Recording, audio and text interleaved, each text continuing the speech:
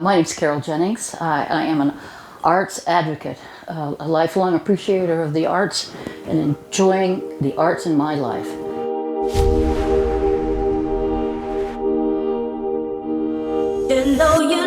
For several years, I was the marketing director at Weber State University in the Performing Arts Department, where I marketed music, theater, and dance, and presented a calendar that was on many kitchens around the community because it showed performing arts opportunities that our students could attend.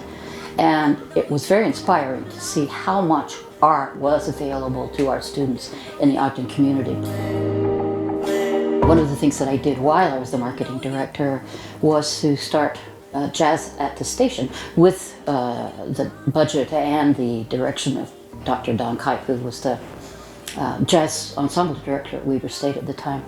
We started that in 1998 with Joe McQueen, Lars Jorgensen, and Clayton Furch as a trio in the Sky Room, a beautiful dining hall that looked out over the stars. Jazz at the Station is, to me, a culmination of this project. It happens in the cultural center of the city. The name of the place is Union Station. If jazz isn't a union of different cultures and interpretations and improvisations, I don't know what is. So I retired from Jazz at the Station in 2021 due to age and a health circumstance. So I guess you could call me the godmother of Jazz at the Station now. It's been turned over to one of Jazz at the Station's successes, a young high school jazz player who saw musicians at the station, went to Weber State, joined in the jazz ensemble up there, ended up playing at Jazz at the Station as one of the performers. He now is the current director of Jazz at the Station, Daniel Tracy, and the best part is he is now the band director at Ben Lomond High School. So I can say that I am a godmother in many respects to the continuing jazz legacy in Ogden. The way I got here is I just somehow early fell in love with art. I love to sing. Somehow I had an ability to carry a tune, and I learned rounds and you could hear harmony. All those things were just fascinated me. So I want to thank all of the people that helped me appreciate art in my education.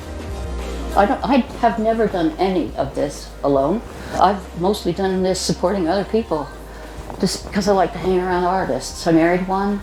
Both of my children are musicians. How could I not be happy with being here in this beautiful place that suits my eyeballs and everything else?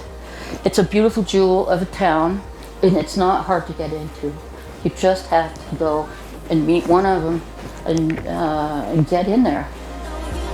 My lifetime achievement really is to be here, surrounded by all this art.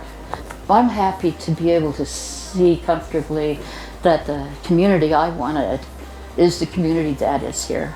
And if you're here listening to this, you're part of that because you've been either an artist or an audience member.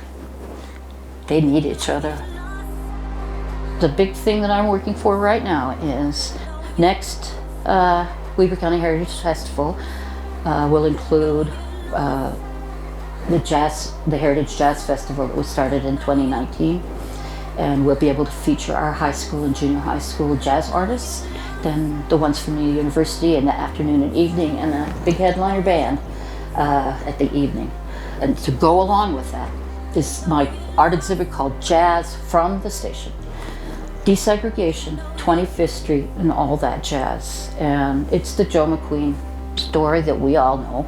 He wanted me to make sure that everybody knew that Annabelle Weekly was the person that made him famous, and that he couldn't have done anything without her and the Porter and Waiters Club. So that will be a big nugget in the Jazz from the Station exhibit that I intend to have ready for the Jazz Festival in May 2023. I hope I see you there.